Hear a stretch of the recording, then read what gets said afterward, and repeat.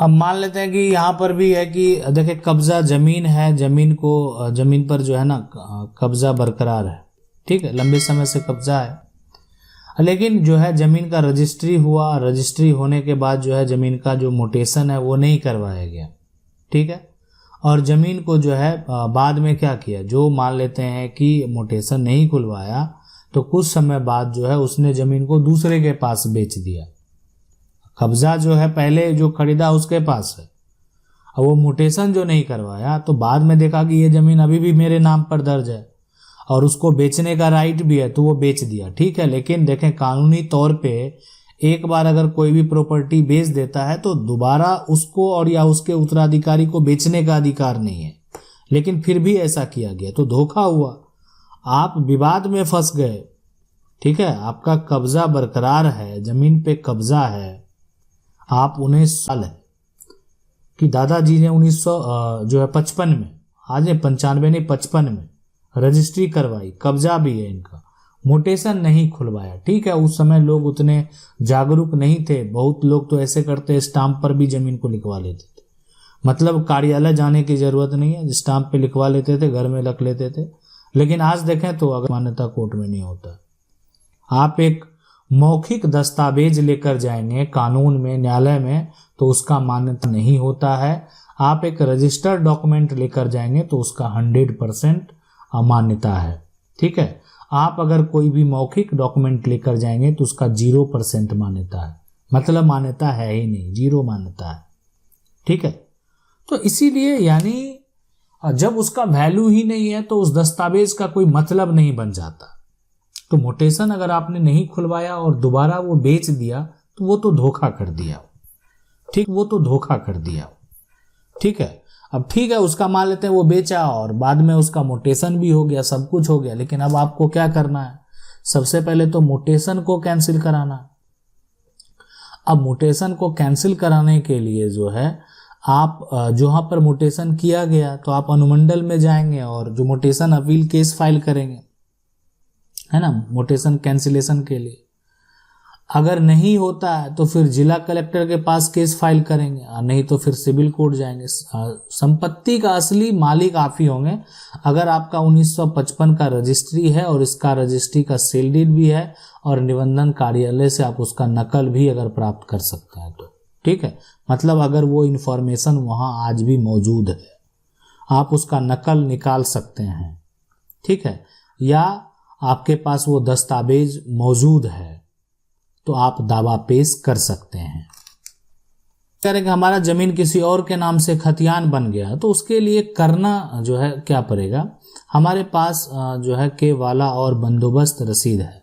देखें जो भी है आपके पास, अगर मान लेते हैं आपका जो पुराना जो भी है पुराना जो दस्तावेज है वो आपके पास है ना, और नया में वो जो है किसी अन्य के नाम से हो गया है ना, अन्य के नाम से हो गया, तो अब है कि ये कितने समय पहले हुआ, मतलब लेटेस्ट मामला है, या अगर ये मामला पुराना है, सबसे बड़ी बात है कि ये मामला अगर पुराना है, मतलब ये जो दूसरे व्यक्ति के नाम से खतियान तैयार हो गया, दूसरे व्यक्ति के नाम से जमीन का नक्शा बन चुका है, वो प्लॉट नंबर अब दूसरे के नाम से दर्ज हो गया है और ये मामला पुराना है, तो अब इसको जो है चैलेंज सिविल कोर्ट में ही करना पड़ेगा, एक ही विकल्प बचता है। लेकिन अभी कुछ समय सर्वे हुआ है और उसी में आपको ये पता चला कि अब आपका जो प्रॉपर्टी है वो किसी के और के नाम से खाता खुल गया है, तो वहां पर एक विकल्प रहता है सुधार का, आप उसका सुधार जो है करवा सकते हैं, सुधार के लिए आप आवेदन जो है दे सकते हैं, ठीक है। तो ये होता है कि जहाँ जो सर्वे डिपार्टमेंट है वहां पर मौका दिया जाता है। लेकिन अगर मामला पुराना होगा तो एक ही विकल्प है कि आप उस व्यक्ति के खिलाफ सिविल कोर्ट में केस फाइल करें।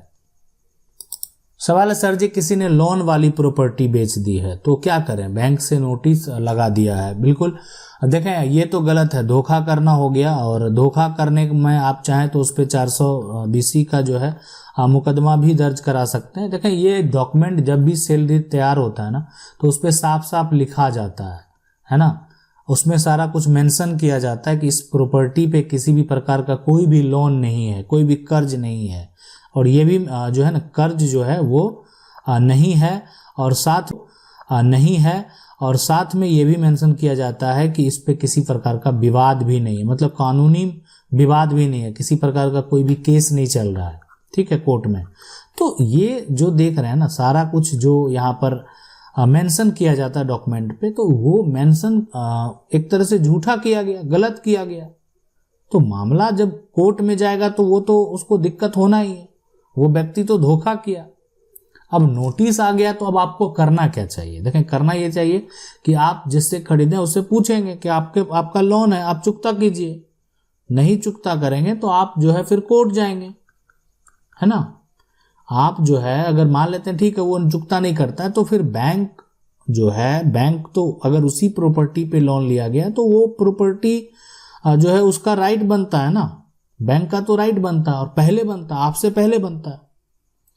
और तो अगर मान लेते, वो डिपेंड करता है कि किस प्रकार वसूली का प्रोसेस है, वो किस प्रकार का, किस टाइप का लोन है। बहुत तरह के लोन भी होते हैं, लोन का अलग अलग जो वसूली करने का तरीका भी अलग अलग होता है, तो वो भी डिपेंड करता है, ठीक है। बहुत ऐसे होते हैं कि अगर मान लेते हैं जमीन पे लोन लिया गया आप, और व्यक्ति जो है जमीन लोन नहीं चुकता कर रहा है, तो फिर जो है जमीन को बेच कर जो है वो पैसा वसूला जाता है बैंक से।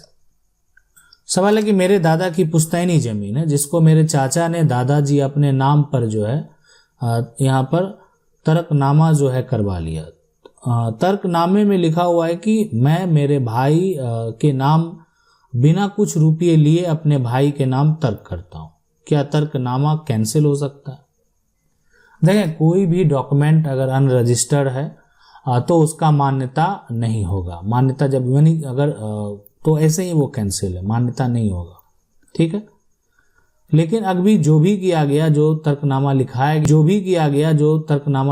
गया, अगर वो रजिस्टर्ड डॉक्यूमेंट है, मतलब उसका जो गवर्नमेंट का इंफॉर्मेशन है, रिकॉर्ड है, उससे उसका नकल को प्राप्त किया जा सकता है, मतलब उसको वो रजिस्टर्ड है, तो उस केस में फिर अगर बहुत पुराना मामला है तो कैंसिल कराना उतना आसान नहीं होगा। कैंसिल कराने का एक रीजन आपको देना होगा। दूसरा कि जो व्यक्ति के द्वारा ऐसा किया गया है ना, वो कैंसिल आज तो अगर बहुत पहले हुआ है, कुछ समय पहले की बात है तो आसानी से कैंसिल किया जा सकता है, लेकिन अगर बहुत पहले की बात है तो वो संभव नहीं है कि आप उसको कैंसिल करवा सकते हैं।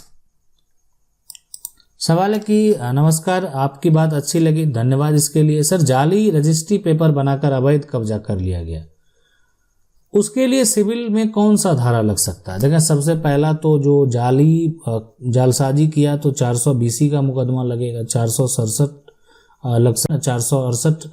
लगाया जा सकता है। तो ये सभी जो धाराएं हैं उस पे लगाए जा सकते हैं। ये सब हो गया जालसाजी करना, गलत दस्तावेज के आधार पर जो है धोखा देना, है ना। और भी मान लेते हैं ऑनलाइन प्लेटफॉर्म पे, डिजिटल प्लेटफॉर्म पे भी किया गया है तो 400 जो है एक तरह से 71 भी लगाया जाता है। तो ये सभी धाराएं हैं जो कि लगाकर आप केस फाइल कर सकते हैं और उस व्यक्ति को सजा भी हो सकता है। अगर जो ये ऐसा धोखा किया है ना कि जाली कागज बना लिया, अब वो पहले तो आपको भी वेरीफाई करना पड़ेगा कि उसके पास जो कागजात है, मान लेते हैं रजिस्ट्री का जो पेपर है, आप उसका नकल जो है निकाल कर देखेंगे, उसका जो निबंधन कार्यालय में उसका इन्फॉर्मेशन निकाल कर देखेंगे कि मौजूद है कि नहीं है, कि वो जो उनके पास रजिस्ट्री है वो फर्जी है। फर्जी तभी होगा जब उसका कोई नकल नहीं होगा, कोई इन्फॉर्मेशन मौजूद नहीं होगा, सिर्फ जो है उसी को दिखाकर एक तरह से अवैध कब्जा भी कर लियो भी है। आगे हो सकता है कि उसका मोटेशन दाखिल खारिज भी करा ले। लेकिन अगर वो डॉक्यूमेंट रजिस्टर्ड नहीं है कार्यालय में तो उसका मान्यता नहीं होगा, ठीक है। और ऐसा जो जालसाजी किया है तो उस पर अगर इस तरह का आप आरोप लगाएंगे तो उसको सजा भी हो सकता है और साथ में कुछ आर्थिक जुर्माना भी लगाया जा सकता है। सवाल है सर, गंगोत्री आवास योजना लखनऊ में हमने घर बुक किया था 2020 में और जो है यहाँ पर नहीं घर मिला और ना ही पैसा मिला। इलाहाबाद से हूँ, आने जाने में प्रॉब्लम होती है, जब जाती हूँ तो वो लोग ऑफिस से गायब हो जाते हैं। मेरा 3 लाख, देखें ये जो पैसा आपने दिया, अगर इस पैसा देने का आपके पास प्रूफ है, पैसा का जो है ना सबूत है आपके पास, ठीक है, तब तो आप उसके खिलाफ FIR भी दर्ज करा दें और साथ में FIR अगर दर्ज करा दें उस पर एक्शन नहीं होता है तो आप जो है SDM के पास भी इसकी शिकायत कर सकते, जो है पैसा दिया और साथ में जो है आपको आपके पास प्रूफ है कि आपने जो प्रोसेस के थ्रू पैसा दिया है और इतना पैसा का एक आपके पास प्रूफ है। तो अब देखें, ये अगर प्रूफ आपके पास मौजूद है ना, तो उस केस में आप जो है दावा पेश कर सकते हैं और आप उसके ऊपर जो है एक्शन ले सकते हैं। अब है कि ठीक है, मान लेते हैं वो पैसा नहीं दे रहा है, घर नहीं दे रहा है, लेकिन उसका भी है, ऐसे बहुत सारे मामले हैं जो कि कोर्ट में भी लंबित है मामले, लेकिन पैसा तो आपको मिलना ही है। अगर आपके पास ये प्रूफ है कि आपने पैसा दिया तो पैसा तो आपको वापस जरूर प्राप्त होगा।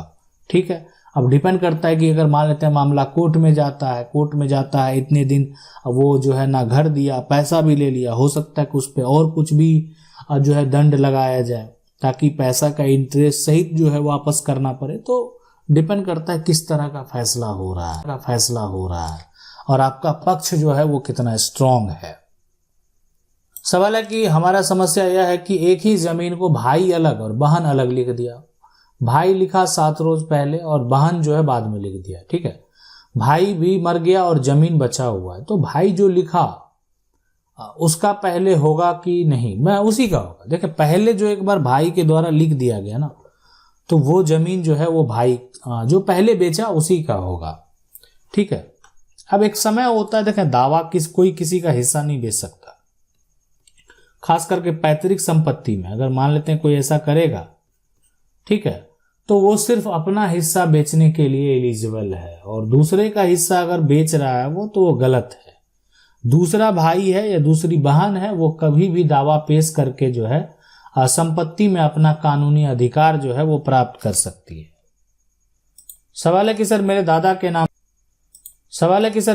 के नाम पर जमीन है, मेरे पापा पढ़े लिखे नहीं थे, जमीन बदलान करने के लिए रजिस्ट्री ऑफिस गए,